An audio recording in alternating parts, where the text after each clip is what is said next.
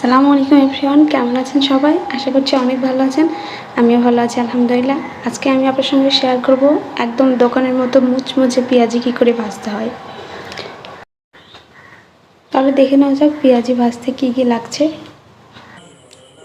এখানে আমি 1 চামচ আদা বাটা, 1 চামচ লবণ, হাফ চামচ হলুদ গুঁড়া, 1 চামচ জিরা গুঁড়া আর 1 চিমটি সোডা নিয়ে নিয়েছি।